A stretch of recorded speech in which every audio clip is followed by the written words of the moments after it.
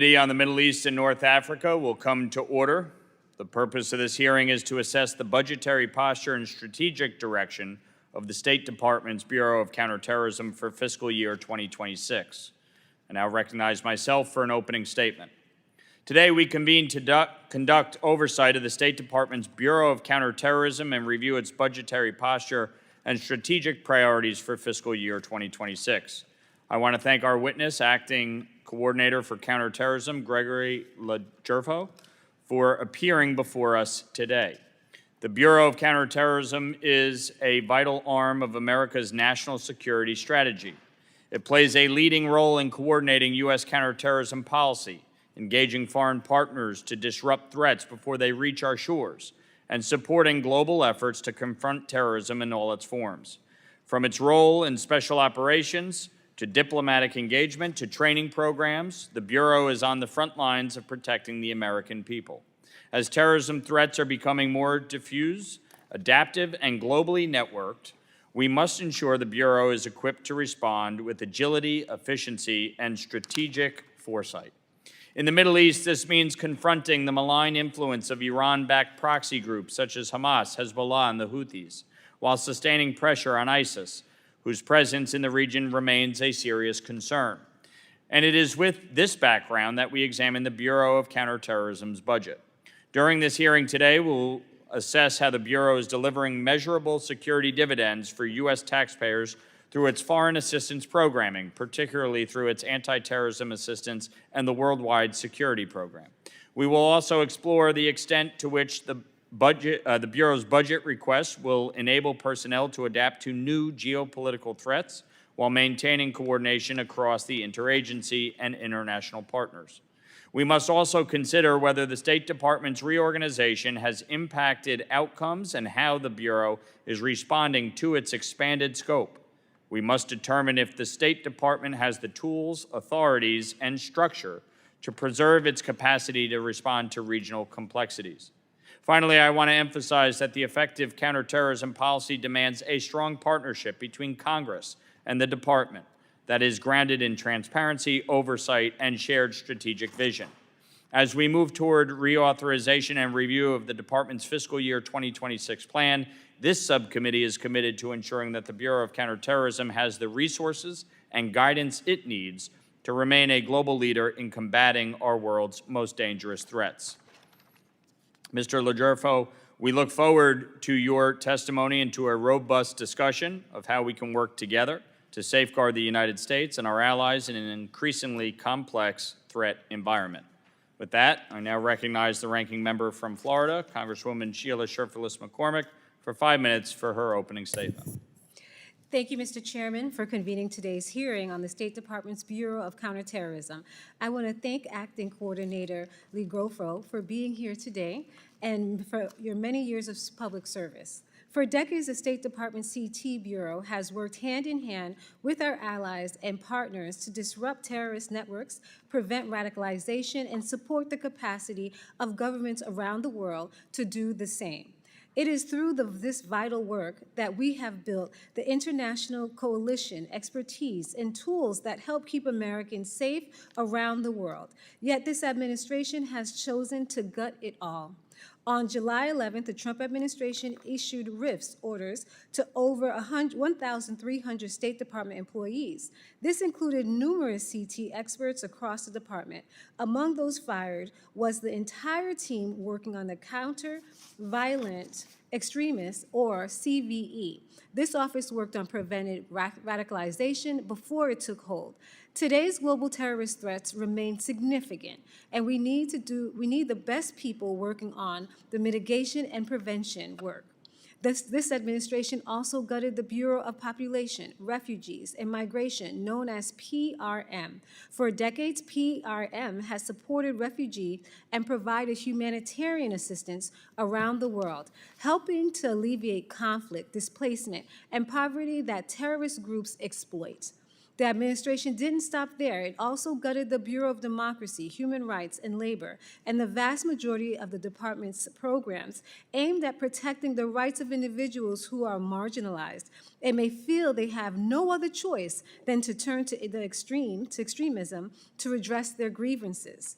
Then there's the dismantling of USAID, an agency that for decades worked in some of the world's most volatile regions to provide life-saving assistance and build livelihoods. This administration's promise of life-saving assistance would continue. Just weeks later, The Atlantic reported that the administration ordered over 500 metric tons of emergency food to be incinerated rather than delivering it to the starving populations who need it. How do we think that headline plays with the terrorist groups seeking to recruit the most vulnerable? Compare that to from the American people. The administration's inability to grasp, let alone appropriate respond to counterterrorism, needs is also apparent in the FY26 budget request. For example, the budget request makes no mention of Yemen anywhere, despite the significant threats posed by Houthi rebels. In fact, the Trump administration cuts funds to Yemen, including food assistance, when over 17 million people in Yemen are food insecure. As they cut programs and offices working to address the root causes of extremes, it is clear that this administration lacks the foresight, focus, and common sense necessary to combat terrorism effectively. I am far less concerned about how your organization chart looks than about your workforce being ready, staffed, and trained to complete its mission with experts. We have to remember that what is at stake here. This is about our national security and protecting American interests and the American people from terrorists and violent extremists. We must address these threats with clear eyes and effective policy. Effective CT workers cannot succeed with political motivated purges, baseless budgets, and foreign assistant cuts, and an empty toolbox. Mr. Logofo, I look forward to your testimony and to your understanding on how these conditions will better the Bureau and help it get to its mission. Thank you so much for being here. I yield back. I thank the ranking member for her statement. Other members of the committee are reminded that opening statements may be submitted for the record. We are pleased to have the Acting Coordinator for Counterterrorism, Gregory Legerfo, before us today. Your full statements will be made part of the record, and I'll ask that you keep your spoken remarks to 5 minutes in order to allow time for member questions. I now recognize Mr. Legerfo for an opening statement. Chairman Lawler, Ranking Member Sherfilis McCormick, members of this esteemed subcommittee, good afternoon, and thank you for inviting me today to testify on how the State Department's Counterterrorism Bureau is addressing counterterrorism threats, supporting key diplomatic initiatives, and coordinating across the department and within the interagency. The Trump administration is committed to preventing a major attack on the homeland and has made tremendous progress in advancing safety and security at home and abroad by implementing peace through strength. Our focus is on destroying and disrupting terrorist networks, holding state sponsors accountable, securing our borders, and degrading the capacity of terrorist groups to threaten the United States. The Trump administration's approach to counterterrorism also recognizes that America first does not mean America alone. We have strong counterterrorism partnerships across the globe with a focus on proper burden sharing from partners with shared security interests. When we face shared threats, we should naturally share burden. The terrorist threats we face today are dramatically different than what we faced following the September 11th, 2001 attacks. Today, motivations driving terrorism are varied and often hard to define. In addition to violent Salafism, anti-Semitism and anti-government animus are major factors in today's threat environment. ISIS and al-Qaeda continue to inspire their followers across the globe to conduct attacks in their home countries, including the United States and across Europe. The New Year's Day attack in New Orleans, which killed 14 and injured many others, was a stark reminder of ISIS' reach. In addition, although Iran has been greatly weakened, Tehran and its terrorist proxies, including the Houthis, Hezbollah, and Hamas, continue to destabilize the Middle East and beyond. Other jihadist groups, such as the South and Central Asia-based ISIS Khorasan network, continues to be a part of the global jihadi network. Terrorist activity presents a rising threat in our hemisphere. Transnational cartels and gangs, such as those in Mexico and Venezuela, devastate their communities and present a direct threat to U.S. security. The Trump administration is clear-eyed and focused on identifying these threats and using all means necessary to eliminate them. The administration has used military tools decisively, when necessary, against terrorist groups threatening the United States. This includes successful strikes against ISIS Somalia leaders, against ISIS second-in-command in Iraq, and several significant figures of Haras al-Din, al-Qaeda's branch in Syria. Consistent with our congressional mandate, the Department's Counterterrorism Bureau plays a critical role in developing, implementing, and coordinating the administration's counterterrorism approach. To tackle terrorist travel before violent actors reach our borders, we work with countries to bolster their visa regimes, expand information sharing on travelers of concern so that we can enhance our terrorist watch list, and strengthen border screening systems and practices to detect and deter illegal migration and terrorist travel. Our designations authorities allow us to cut off resources to dangerous groups. Secretary Rubio has designated 10 cartels and gangs in the Western Hemisphere as terrorist organizations, giving our law enforcement partners new authorities and tools to address those dangerous threats. We are pleased to see Canada and numerous Latin American and Caribbean partners designate the Venezuelan-based transnational cartel Tren de Aragua as a terrorist organization. Pursuant to the President's executive order of June 30th on Syria, the Secretary revoked the foreign terror organization designation of Hayat Tahrir al-Sham, and the administration removed other sanctions to facilitate a prosperous and peaceful Syria. We will remain laser-focused to ensure that ISIS does not reemerge to threaten U.S. interests and that Iran does not destabilize the new Syrian government through its terrorist proxies. We will continue to ensure the ISIS detention facilities and displaced person camps in northeast Syria do not pose a threat to the United States or our partners. Thank you again, Mr. Chairman, for this opportunity to testify today on this important topic, and I look forward to your questions. Thank you, Mr. Legurfo. I now recognize myself for 5 minutes of questioning. Through the reorganization of the Bureau of Counterterrorism outside of the regional bureaus and under the Undersecretary for International Security, have there been any changes to the Bureau's core mission and functions? Thank you for the question, Mr. Chairman. Our ability to carry forward the counterterrorism mission of the Bureau at the State Department is absolutely intact and is moving forward. We have all the authorities and all the resources that we need to advance the President's agenda to keep America safe and secure. The move into the Undersecretary for Security, the T family, if you will allow us to work together with partners in the department who share similar funding streams and to make sure that we complement rather than overlap on key functions. So to that end, what new policy tools or structural advantages has the Bureau gained through this move, and how is CT leveraging its new placement to drive integrated responses to global terrorism?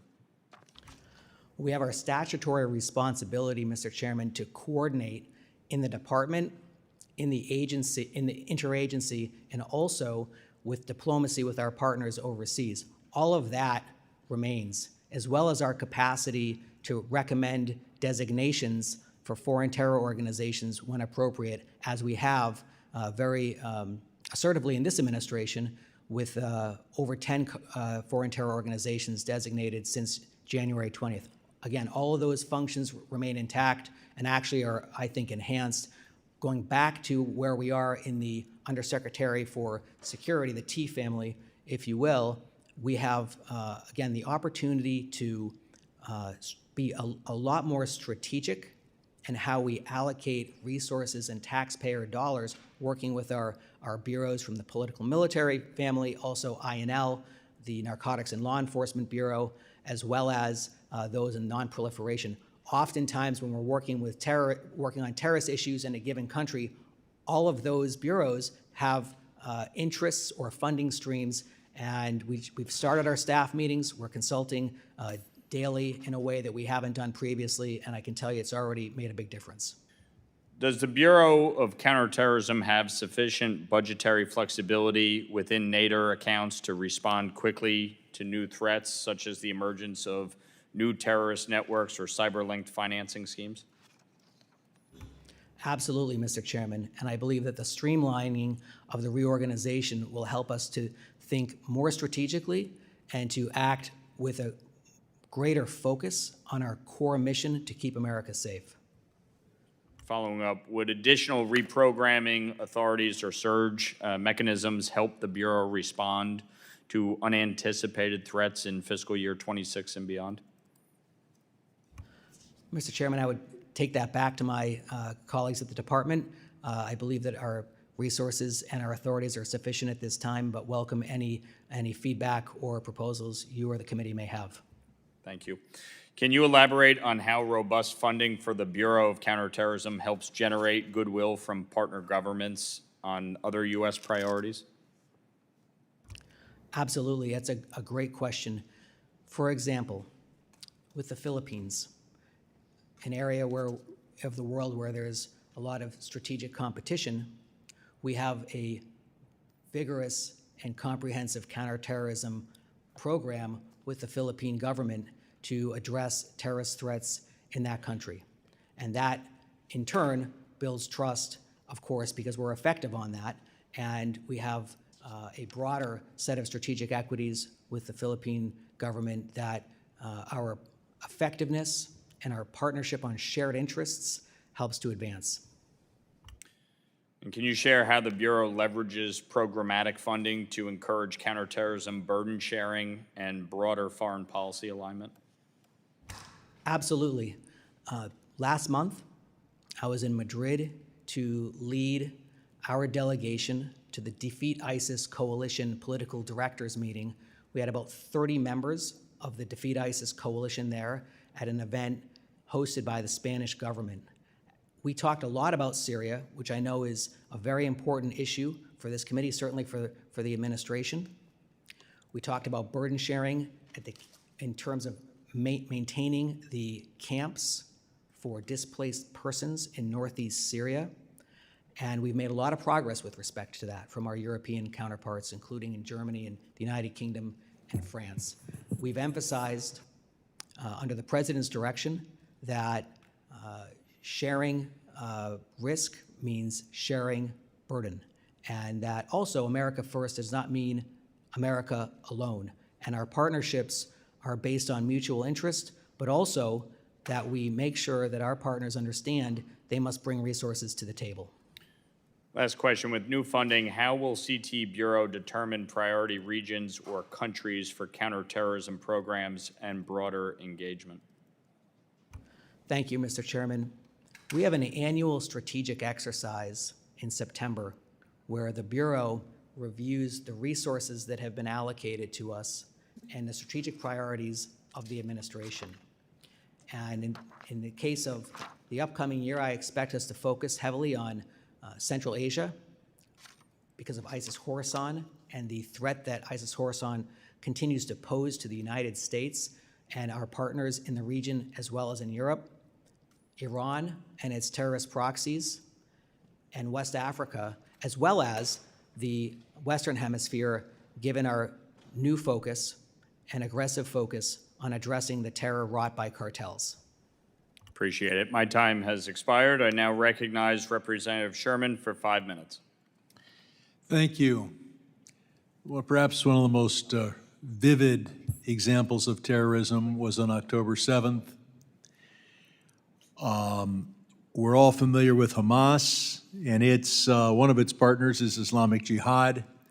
The third largest terrorist organization in Gaza was the Popular Resistance Committees, who fully participated in the terrorist attacks of October 7th. For example, the Popular Resistance Committees released a propaganda video showing a severely injured civilian, Ohad Yamali, who the group took hostage on October 7th and who tragically died in captivity. Now, these popular resistance committees were formed during the Second Intifada. They've been involved in bombings of U.S. diplomatic convoy traveling to meet Palestinian Fulbright candidates and for killing 3 Americans. And yet with all that, the popular resistance committees of Gaza have yet to be designated as a terrorist organization. Last Congress, this committee, the full committee, unanimously passed my legislation to finally sanction this group. Can you commit to designating the popular resistance committees of Gaza as either a foreign terrorist organization or a specially designated global terrorist? Congressman Sherman, thank you for your question, and thank you for your support of the administration on addressing the scourge of terrorism in the Middle East, and in particular with respect to Hamas and the terror it has wrought since October 7th, 2023. With respect to the Popular Resistance Committee, the department is committed to reviewing the Popular Resistance Committee in Gaza for a potential terrorist designation. As with all sanctions, we review all source information, including engaging with our foreign partners to assess what is credible, sound evidence to demonstrate that the organization meets the statutory criteria. How soon can we count on that review being done? They've been a terrorist organization for a couple decades now. Your predecessors have just not focused on this. Can you get back to us in a month? I commit to getting back to you as soon as possible, Congressman Sherman. The Secretary is fully committed to taking appropriate steps against foreign groups, and I take know your how point. committed you are, and I look forward to hearing from you within a month. We've seen the Voice of America and the Agency for Global Media gutted by this administration. The effect of that is to cede the war for public opinion and hearts and minds to some of the worst extremist terrorist groups in the world. Now, the 9/11 Commission, and I was here for that back then, said that if we're going to deal with terrorism, we have to not only advance development and good governance and opportunity, but that we have to reach out to communities around the world with the truth. Does it undermine your efforts to stop terrorism around the world that the terrorists put out their propaganda and the truth spigot has been turned off? Thank you, Congressman Sherman. I am fully confident that the administration and that our Bureau of Counterterrorism has the resources it needs to advance the President's mission of keeping America safe and secure, and to working with partners and building partnerships around the world to prevent terrorist attacks against the United States. Not just concerned about the terrorism that happens under your watch. The propagandized teenagers of today will be the terrorists of tomorrow. This administration will be gone. Some of us will be gone. What are you doing to make sure that the 12 and 14-year-olds of today are not the terrorists of a decade from now? And in particular, does it make sense to cede the entire communication system to the terrorist propaganda? Congressman Sherman, we're not ceding any. When you completely eliminate public broadcasting and communications, you can sit in Washington and think you're doing something, but if you're not communicating with the places where future terrorists might live, you've ceded the ground. We think that freedom of press and a free media is the best way to communicate and counter. Sir, if I can interrupt. There's a lot of places where there is no free media. There is no free media in Iran, and you stop broadcasting in Farsi. So if you think that the private sector is going to get truth to the 12 and 15 and 20-year-olds in living in places where there is no free press, you simply don't understand the listening-ship opportunities of people in Iran and other places. Is there a question?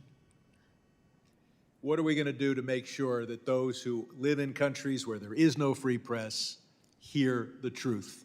Or won't they become terrorists when they hear the lies of the terrorist organizations? We continue to advance partnerships around the world, and we continue to support free press, not just from our country, but from around the world, including in Europe. Those messages get through to people all over the world, Congressman, and including to places where our adversaries or people who attempt to stifle freedom of speech. And history has shown that. Certainly history showed that in the Cold War we were able to get through, and I understand what you're saying, Mr. Congressman Sherman, about the government apparatus, if I may. History shows us the need for broadcasting. The Berlin Wall came down because of Radio Free Europe as much as anything, and I yield back. Mr. Sherman, Congressman Sherman, the issue is whether or not the people can hear the message. And we believe that people will hear the message from the Trump administration. People will hear the message from a free media that has freedom of speech to communicate the values that matter to address violent extremism. The gentleman's time has expired. I now recognize Representative Kane for 5 minutes. Thank you, Mr. Chairman, and thank you, Mr. Legrefo, for being here today. As Congress systematically reviews the work that's being accomplished at the State Department, I want to speak with you about the important work that the department is doing to counter terrorism around the globe. I am encouraged to hear about the restructuring of the Bureau of Counterterrorism under the new international security family. This rightly reflects the important role of your Bureau in ensuring international efforts are aligned in countering terrorism. In light of recent terror activity from both Hamas and Hezbollah, can you discuss how this new structure will strengthen America's efforts to counter terrorism in the Middle East? Thank you, Congressman Keene, for your question. We are fully confident that the restructuring, the streamlining of the Bureau of Counterterrorism, as well as the State Department broadly, will enable us to address issues on a strategic level with more proper deliberation, and also in the event of a tactical situation where we need to respond quickly, we'll be able to do so in a way that safeguards American interests. The other thing I just want to say is that the administration's counterterrorism team from the State Department, also at the White House with Dr. Gorka, and with our colleagues at the Department of Defense, Treasury, and the entire interagency in this administration is absolutely first rate. We're off to a very strong start. I think the reorganization is going to empower us to advance America's interests in keeping the country safer and secure. And what mechanisms does the CT Bureau use to partner with America's allies in the Middle East and around the world to combat terrorism? We have a variety of fora. I mentioned the Defeat ISIS Coalition, which is a forum that the Counterterrorism Bureau, as a matter of diplomacy, engages, takes the leadership role in engaging. We also have the Law Enforcement Coordination Group and a variety of other venues where we engage partners in the Middle East region, but also our European partners, or I would say like-minded partners, where we have shared interests and we're willing to share burden in confronting terrorist threats. We've engaged, in particular in the Western Hemisphere, in confronting Hamas and Hezbollah and the IRGC. One of our diplomatic efforts yielded results a couple months ago when Paraguay designated the IRGC as a terrorist organization. It's that kind of diplomacy that the CT Bureau leads and that is effectively countering Iran and its terrorist proxies. And terrorist attacks are increasingly taking digital form through cyber terrorism. Can you discuss how the CT Bureau is addressing this increasingly prevalent form of terrorism and what steps Congress can take to support this?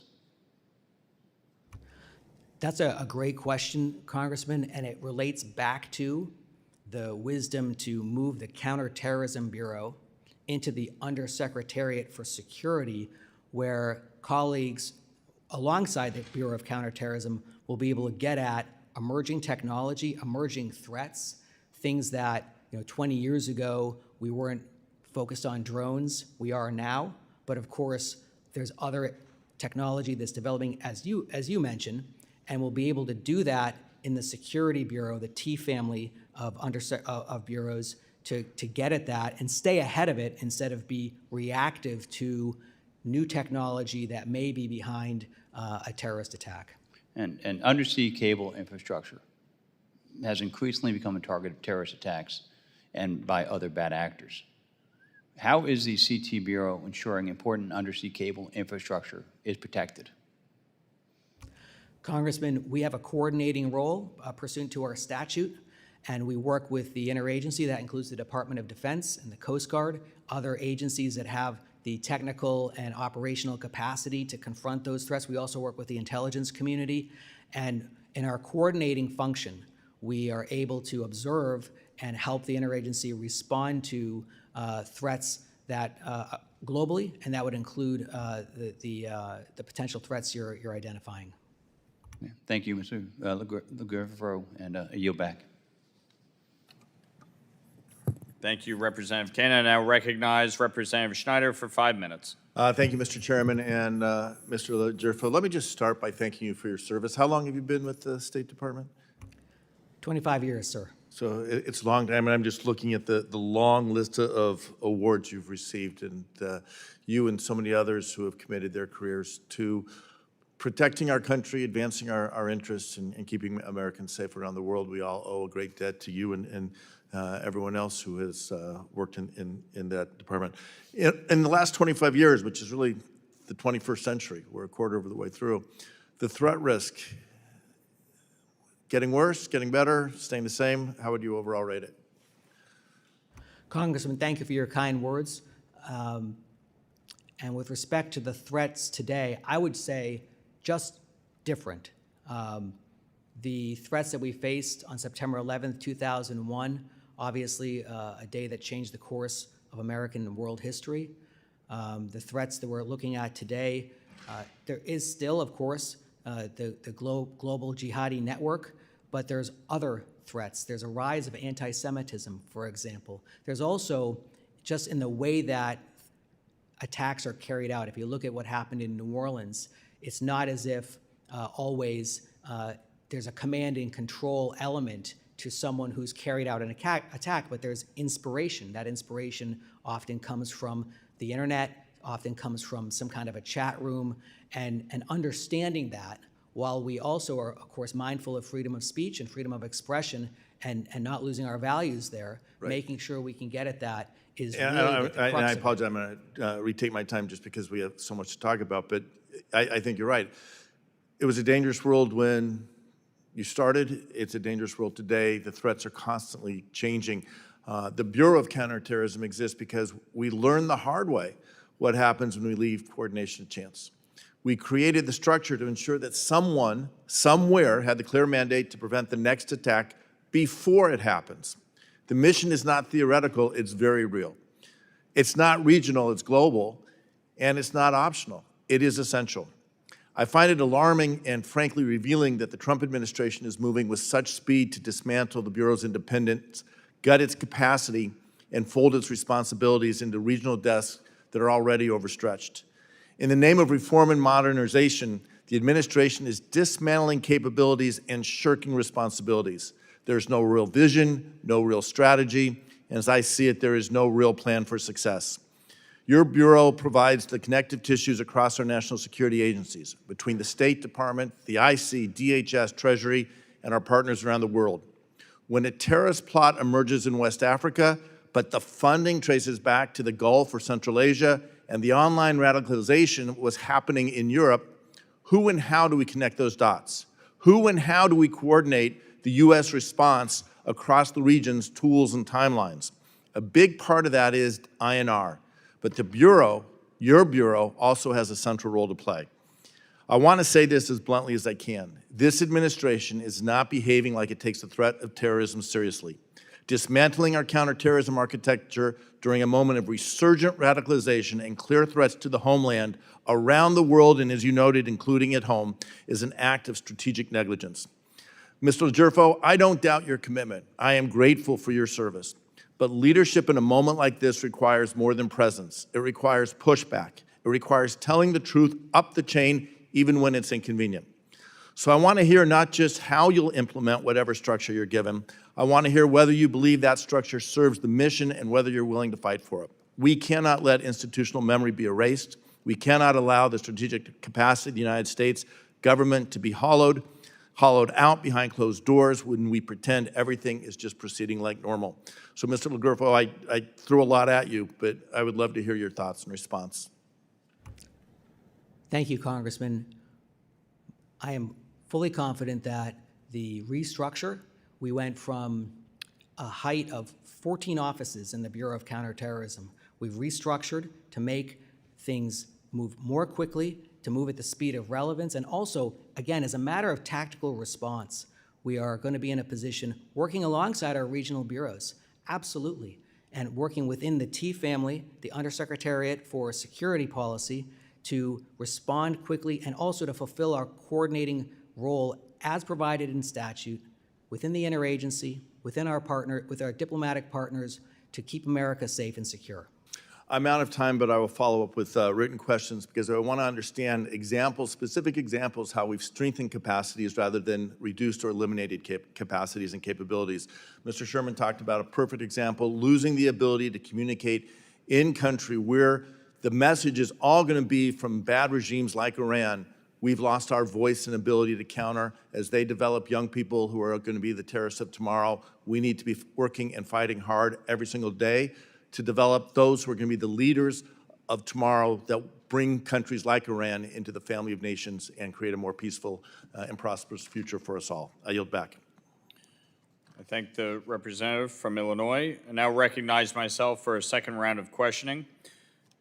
Mr. LaGurfa, how does CT coordinate with other agencies and embassies to ensure its diplomatic and programming efforts complement U.S. efforts on great power competition, particularly in regions where China, Russia, or Iran may seek influence under the guise of counterterrorism support? And how does the budget request reflect this responsibility to carry out this mission? Mr. Chairman, thank you. We have comprehensive interagency coordination. I would say since January 20th, the strategic deliberation and the review of CT counterterrorism or of terrorism hotspots around the world has been accelerated, deliberate, and proper. We work with the intelligence community in our coordinating capacity, also with the Department of Defense, combatant commanders. Of course, within the Department of State, we work with the regional bureaus, and we work with other security-related bureaus to make sure we're postured to address counterterrorism threats, or terrorism threats. And the other thing, to answer your question, with respect to Asia, we are 100% in sync with our Asia Bureau, with other colleagues across the interagency to make sure the relationship between terrorist threats and security threats and our partnerships in Asia is 100% synchronized. I've led diplomatic representation to the Quad with Australia and Japan and India. Those are partners in the region that have shared security interests, and that's just one example of diplomatic engagements that we have to secure our strategic objectives in the Indo-Pacific region with respect to security and counterterrorism. The CT Bureau receives $1.6 million from the Worldwide Security Protection Account in fiscal year 26. Given the Bureau's responsibilities, do you believe that is sufficient to support surge operations, special events, and training? I do believe our overall budget request is proper. I will, with respect to your specific question, I'm confident that it is, but I will get back to you with more specific information. Okay.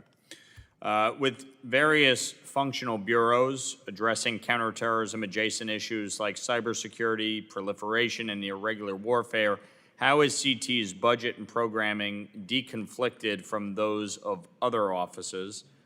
And is there a need for new legislative direction or internal budgetary coordination mechanisms to prevent redundancy?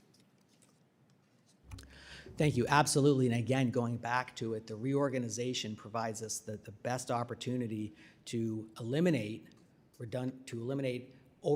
unnecessary overlap and duplication of effort with, for example, our Narcotics and Law Enforcement Bureau, our Political Military Affairs Bureau, and other bureaus in the Undersecretariat of Security Policy.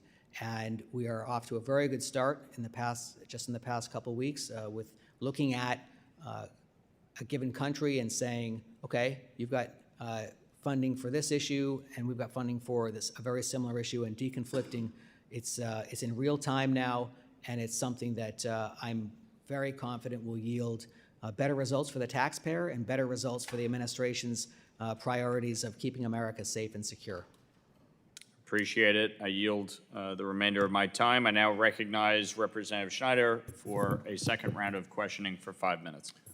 Thank you, Mr. Chairman, and I'll pick up a little bit from where we were. Go back to 9/11. It's hard to believe it is coming up on 24 years, but 25 years ago.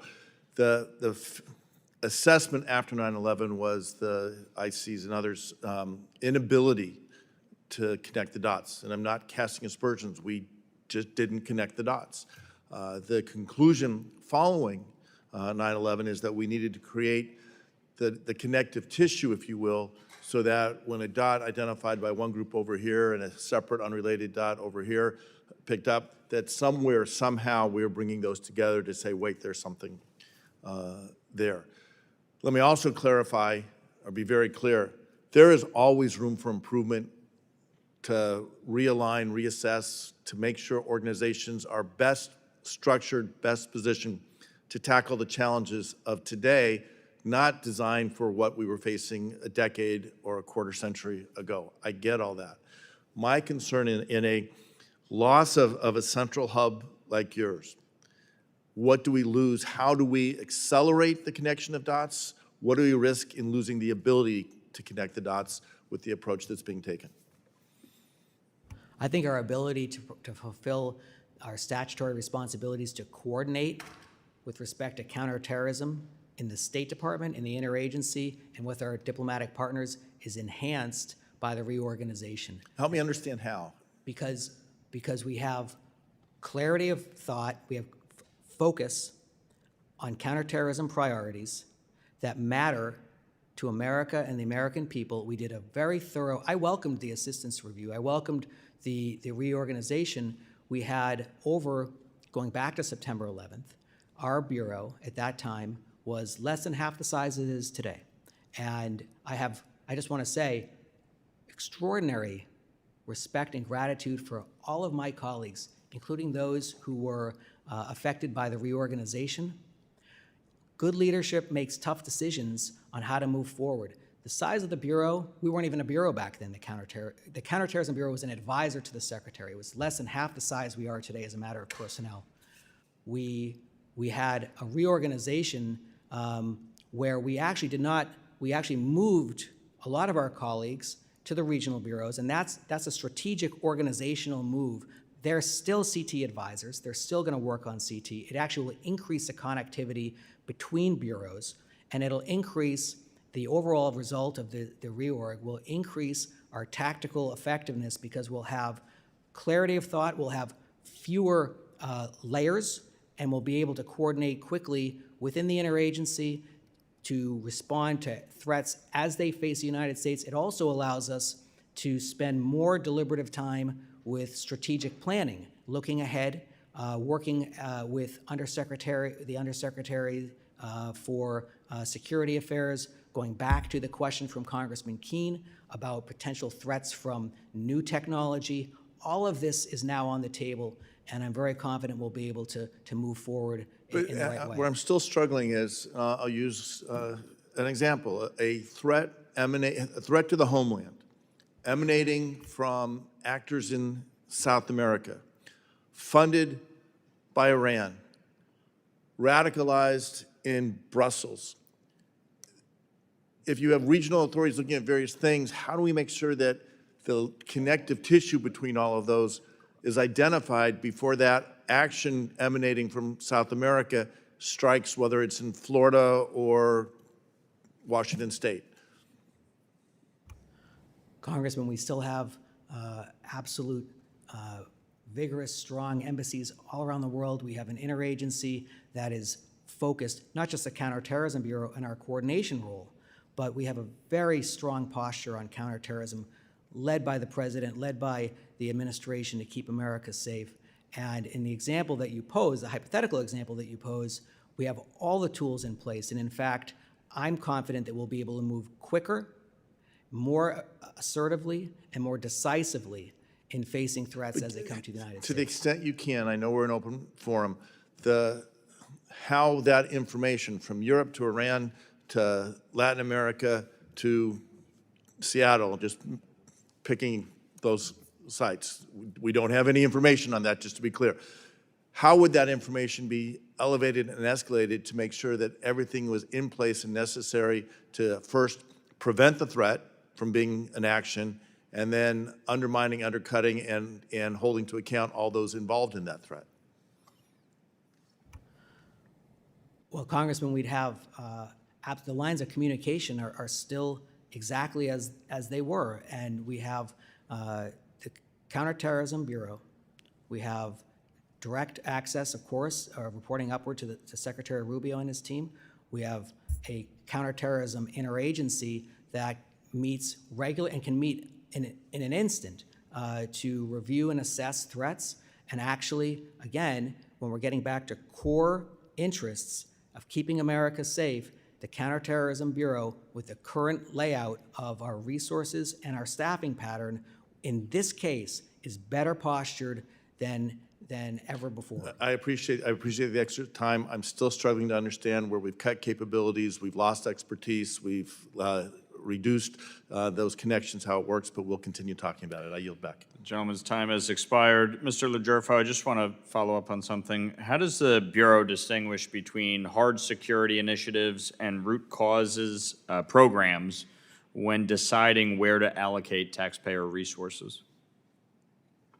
Mr. Chairman, thank you for that question. It's a great question. We have an annual strategic exercise in September where we look at the administration's priorities and we look at the resources that have been allocated by Congress, and we make sure that the resources and the staffing that we have are in concert with the administration's priorities. And that's something that we do every year. It's yielded very good results, and that will certainly continue as we go forward. Great. I thank you. I now want to recognize my colleague, the ranking member, Representative Sherfilis McCormick, for 5 minutes of questioning. Thank you, Mr. Legofo. I don't want to doubt your commitment to the organization, but leadership in the moment like this requires more than presence. It requires pushback. It requires telling the truth and standing up. What we're looking at right now, we're looking for more details.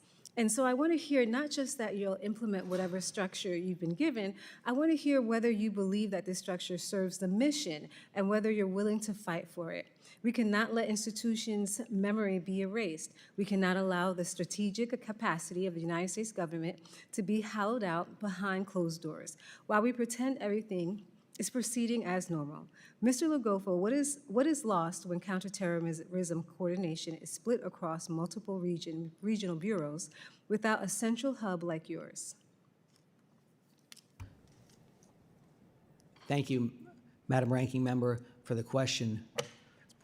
We are fully confident that the structure that we have in place following the reorganization will enable us to coordinate properly on counterterrorism issues to keep America safe and secure. And I don't believe that we have bled out talent in any way. In fact, we have moved talent from our bureau, the Counterterrorism Bureau, into other bureaus so that we have counterterrorism advisor expertise in the regional bureaus, and these are our colleagues. We communicate every day. And at the same time, we have the benefit of being in the Undersecretariat for Security Policy, the T family, if you will, which is an enhancement. So I'm very confident that we'll be able to pursue the core mission of the administration's policies and to keep America safe and secure, and the statutory functions of coordination on counterterrorism that we have. Well, I want to switch focus and look at Syria. In May, on his visit to Saudi Arabia and other Gulf states, President Trump announced he was going to lift U.S. sanctions on Syria following the fall of the Assad regime. He said this decision was part of his effort to give them a chance at greatness. I have some questions related to the administration's policy on this issue, as I believe it is crucial to our CT and stabilization work in the Middle East. During a recent trip to the region, the importance of supporting Saudi Arabia at this moment of great transition, an opportunity was expressed in almost every meeting. Do you agree with President Trump that Syria deserves a chance at greatness? Thank you. On May 13th, 2025, as you mentioned, the United States recognized the government of Syria and Ahmed al-Shara as president of Syria. The United States is committed to supporting a Syria that is stable, unified, and at peace with itself and its neighbors, a Syria that will not offer a safe haven to terrorist organizations. So I have a series of questions. I just want to know with a yes or a no. Do you believe in that? I Yes. take it as a yes from what Yeah, you're the saying. answer is yes. Yes. Do you agree with the stability is an important factor in ensuring it has a chance to be great? Stability? That's a yes or a no. Yes. Okay. Do you agree that poverty alleviation and reparation are important to fostering stability and plays an important role for CT functions? Yes. Then would you agree that the reckless, rushed, and political motivated shuttering of the USAID was a complete disaster for Syria?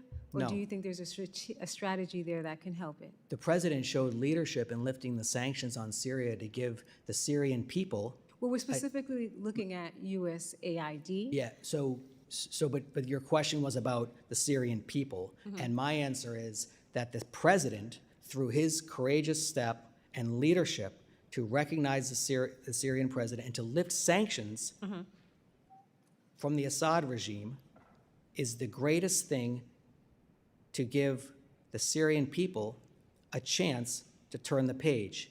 And we are going to continue to support that.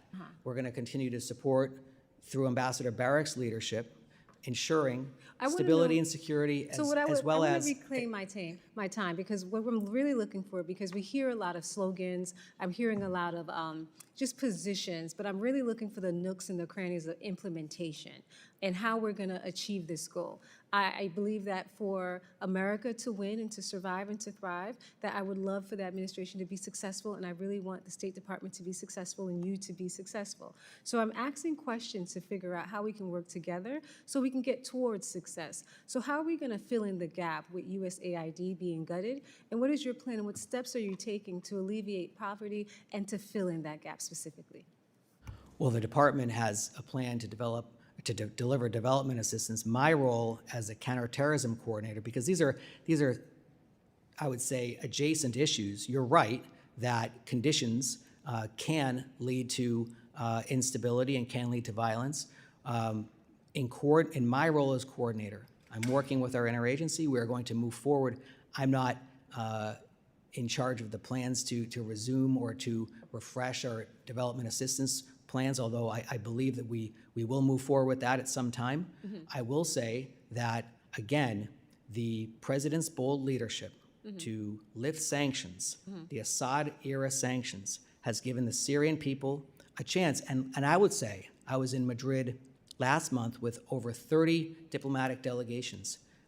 They were all ecstatic, as well as the UNHCR representative for Syria, who told us that in Damascus, on the day that the president took his decision, there was cheering in the streets. There was ebullient praise and support for the administration's leadership and for the president's leadership. My time and again, that will allow us. If I may, I would like to reclaim my time. I want to reclaim my time because we agree with the decision to lift sanctions. That's not up for dispute. But what we're looking at, and I would like to know your opinion based on your years of experience. having a decree or signing a paper or having a treaty or making decisions, these are great things, but there are scaffolding that needs to be on the bottom of that to help hold up and make sure that this agreement or, lifting these sanctions will lead to success in Syria. And like I was saying earlier, that is my goal. And so in your opinion, do you believe that we need more pieces of scaffolding for you to be successful in what you're doing? And what would that look like? The Bureau of Counterterrorism, with respect to Syria, we have all the resources that we need to advance the president's priorities, to keep America safe and secure, and to advance the president's vision in the Middle East, including to turn the page for the Syrian people and give them another chance. In February, Mercury Corp warned that it would stop clean water delivery to 1.8 million Syrians. Save the Children was forced to close 20 out of its 50 nutrition programs in Syria, which had left over 400,000 children at risk for severe malnutrition. The reckless funding cuts also impacted democracy and gave governance programs and good governance programs at the time when the support would be crucial to helping the new government succeed. So my question for you is, do you provide input into the closure of USAID and these programs in Syria, specifically with the impacts in development on the ground? So I understand the question. You're asking me if I had input into that decision? No, I'm asking you, do you provide any input? As I mentioned earlier, the goal is to see that the scaffolding that you need to be successful in order to support your mission and your agenda. What do you provide input? What would be some of that input? Because as we're looking at proposals or legislation to support you, I would like to know what would be some of your input, being that USAID now has been removed. What is it that you need to be successful in addition to what your department offers? Well, from the perspective of counterterrorism, we're 100% focused on preventing an ISIS resurgence, working with the Syrian government to make sure that doesn't happen, and then ensuring that the Syrian government has what it needs in order to confront that threat. That's the counterterrorism role that we fulfill. The broader picture here is that I think we share this goal, and we probably share the same vision that the Syrian people have the opportunities to move forward, and the Syrian people have the resources they need to live prosperous lives. And the lifting of the sanctions, and then of course the lifting of the designations of HTS as a foreign terror organization, will enable greater investment in Syria. The Caesar Act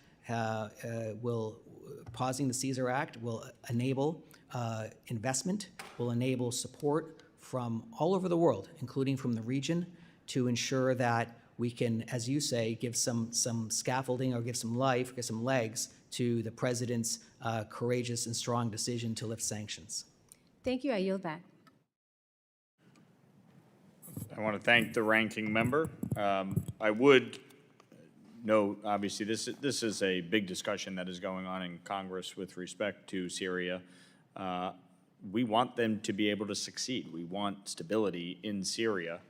And ultimately, we want the administration to have the tools necessary to address the situation on the ground, to lift the sanctions as appropriate, but to not necessarily end all accountability measures as this new government forms. So, this is a debate that we had on the Financial Services Committee yesterday in large measure, and some of my colleagues on the other side of the aisle wanted all sanctions lifted immediately. So this is a debate that will continue, obviously. I now want to recognize the chairman of the House Foreign Affairs Committee, Representative Mast of Florida, for 5 minutes. Thank you. I appreciate that, Mr. Lawler. How are you doing today? Chairman, it's an honor to see you. Nice to see you as well. I want to get into the FY26 budget requests, and something specifically I want to ask. It includes $215 million for anti-terrorism assistance, $45 million for the terrorist interdiction program, the PISA system. And I just want you to walk us through, if you can, how the Bureau is ensuring that these funds deliver the measurable security benefits to the American people that are needed. Let's just start with that. Mr. Chairman, thank you. Thank Thank you for your interest and for your support. These funds, we have gone through both through our annual review in the Counterterrorism Bureau to make sure that the resources that we're allocated match up to strategic priorities, through the broader assistance review that the administration had following the election, following January 20th, and then, of course, looking at the world as it is, a major focus that we have, three geographic areas: Central Asia, because of ISIS Khorasan; the Middle East, because of Iran and its proxies; and then West Africa, because of the incidence of terrorist attacks in the Sahel. And those three areas geographically are the areas where we're allocating the bulk of our ATA assistance. But we also do have some other partners, such as the Philippines and elsewhere, that are facing their own threats and also happen to be in areas Let's of touch on the strategic partners a minute. All right, so if you're looking at the nadir, the foreign partners and how they're prioritized for the nadir programming, how do you determine which foreign partners are prioritized? Well, first of all, it comes down to whether there's a threat to the United States from terrorist groups or terrorist activity in a given area or a given country. And then we, of course, measure up with the partner. We have, on a bilateral or a macro level, of course, we have to be able to work with a given government in a way that's accountable. And then we have vetting processes that, with respect to the implementer level, to make sure that what we're going to get is again something that will keep America safe and secure. Outcomes are obviously something that we want to be measurable and that, guide the direction there, but maybe go a little bit more into, the security needs, the diplomatic factors, capacity to absorb assistance. Go into that a little bit if you can. Sure, I'll give an example. ISIS Khorasan is a serious threat to not just the United States, but our partners in Central Asia and across Europe. Our partnership with Pakistan has yielded results. They returned the Abbey Gate bomber. They are partnering with us to confront ISIS Khorasan. And we do have, of course, some assistance from the CT Bureau, Counterterrorism Bureau, that fits into that broader strategy. That's one example. The coastal states the littoral states in Africa, Togo, Benin, Cote d'Ivoire, north of those countries and in the northern parts of those countries, they are facing attacks or they are facing ISIS activity that is killing civilians on a very frequent basis. We've started programs there over the past few years. These are, I would say the total outlay of those in those three countries is probably under $20 million a year. So I think we get a lot of mileage per dollar out of these programs, and we're able to ensure that ISIS and JNIM, which is an Al-Qaeda affiliate, does not have the capacity to establish a safe haven in that part of the world. So let's go into a little bit more into the where the resources are going. So for the Bureau's process, how do you determine which continents or regions, balancing the balance between going to sub-Saharan Africa or Central Asia? How do you conduct that balance? Well, it's an interagency process. We work with the intelligence community. We work with our partners across the interagency, DoD, because they've got their own footprint in several of these countries. And we look at the cable reporting over the year from our embassies. And again, we do this in September as a general matter, but we can do it on an ad hoc basis if there's a particular event or a development. And through that process, we then, of course, all of this relates back to what the administration, President Trump's priorities are, which is to keep America safe and secure. So we're really focused on, do these groups or do these terrorist actors pose a direct threat to the homeland or a potential threat, and that we have to stay on top of. And so the outcomes there, where we come out, big focus on Central Asia. We've done more with Tajikistan, a country that borders China, Russia, and Afghanistan. So we've built some border security partnerships there.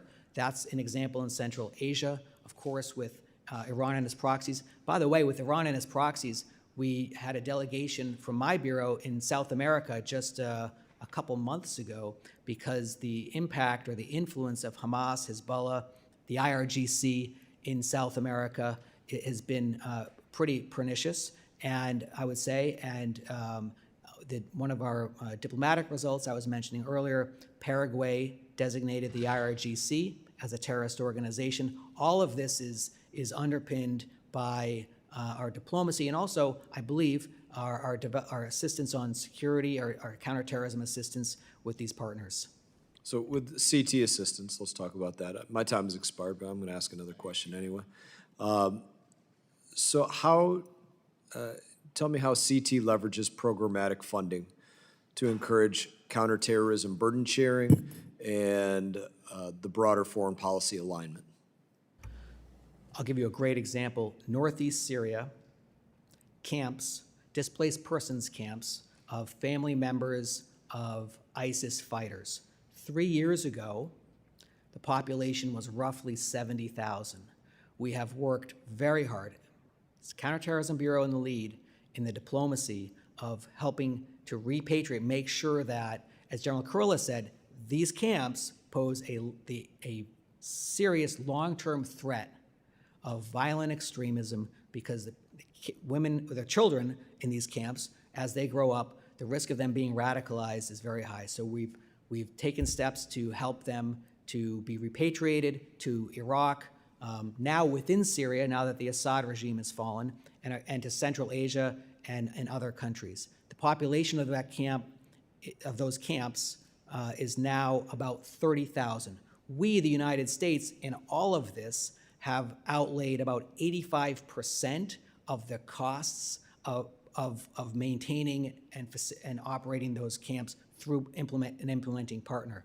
However, with the fall of Assad and with the new administration, we've been able to move forward with getting the United Nations to take its proper responsibility to move forward and take ownership or facilitate these camps. The cost will be much less, and I also have been engaging with our partners in France and Germany, the United Kingdom, on burden sharing, and I pointed out we've paid 85% of the cost so far. This threat is actually proximate to you relative to us, and we've gotten some good feedback here because we make, under the president's leadership, we say if we share risk, we have to share burden. And that's an example where I think we're making a lot of improvement. Very good. I appreciate the answer to all of my questions today. And in that, Mr. Lawler, I can't yield you back any time. I have none remaining. No, we were in our second round of questioning, so you had upwards of 10 minutes. So I appreciate the chairman participating in this hearing, and I want to thank the witness for the valuable testimony and the members for their questions. The members of the subcommittee may have some additional questions for the witness, and we will ask you to respond to these in writing. Pursuant to committee rules, all members may have 5 days to submit statements, questions, and extraneous materials for the record, subject to the length limitations. Without objection, the committee stands adjourned.